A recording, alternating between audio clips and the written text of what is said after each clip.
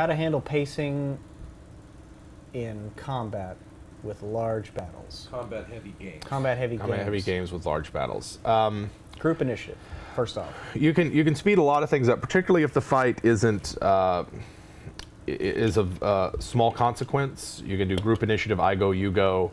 That can also work well if you've got one big enemy with a lot of legendary actions, and the party is there, because that really is what it comes down to. If it's like one big monster and then like 8 players, it already is I go, you go. It's just when the DM gets to go. Some things that I would think of: if you've got spellcasters and they haven't looked up the spell before it's their turn, they take the dodge action. A lot of these things about pacing in combat seem very harsh if you're running kind of a casual game or a game amongst friends and you don't want to be a total jackass about it. It can be difficult, but it's one of those things where if the pacing of combat has gotten so slow that you got players checking out, or you're not able to finish your games on time, or you're not able to get to all the stuff that you want to do, then you really do have to be like, hey guys, these things need to happen. Maybe you have like a shot clock where when it's your turn, you have 15 seconds to tell me what it is you're going to do, and once you've told me what it is that you're going to do, to let me know if I need to make a saving throw or whatever it is. If you've got a large party, then chances are there might be 10-15 minutes between turns, if not more. They have plenty of time to look up a spell, see what they want to do. I understand that the battle map changes, it's dynamic. Maybe what they wanted to do when it was one person's turn, they want to do something completely different because things change.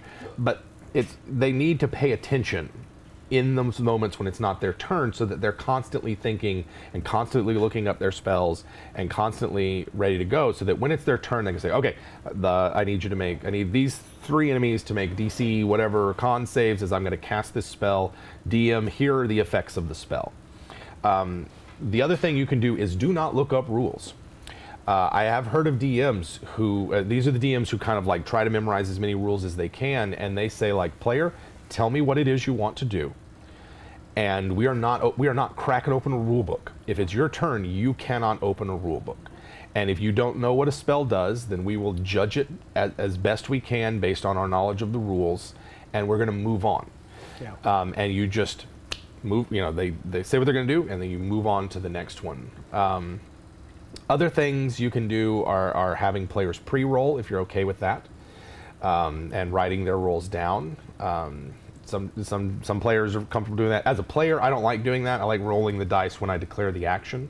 However, if you've got a fighter and they're about to action surge and they got a ton of attacks and they're hasted, then have them roll that. If you got a monk that's using flurry of blows, the downside of that is if something happens and they misjudged how much damage they're putting out, and say a second attack kills the enemy that they're fighting, that they thought it would take all of their attacks to kill, then it can be, they're going to have to switch up what it is that they were doing. But pre-rolling is another way that you can speed up combat. Mm-hmm. One thing is for the DM to be a little proactive. Like if you're not using group initiative and you are using an initiative counter and you got 7 people, it's like, all right, so Trav, your initiative, Jim, you're on deck, you're 3rd. That way, boom, you got that spell, you can look this up and you're ready to roll your attack. Yes.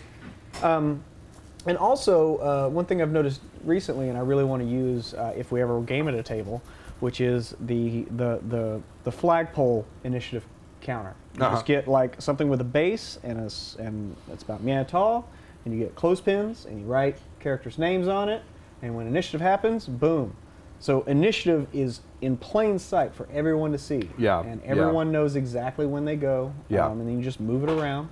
Yeah, I think the closest one that I've ever come to using that is like a whiteboard in combat. You write it down on there, but not everybody has a big whiteboard.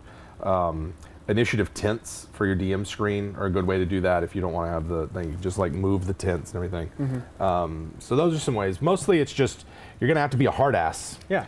And you're going to have to be okay with that. And your players are going to have to be okay with that. They need to be a little self-aware. Yeah.